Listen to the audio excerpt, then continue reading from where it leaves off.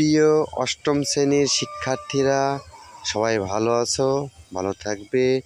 আজকে আমি তোমাদের আলোচনা করব ঘনবস্তুতে দ্বিপদী ও ত্রিপদী রাশির ঘন নির্ণয়। প্রথমে আমরা দেখব কিভাবে ঘন নির্ণয় করতে হয়। তার সূত্র যেমন a plus B whole cube A সমান হচ্ছে কত, A cube plus 3a square B plus 3ab square plus B cube.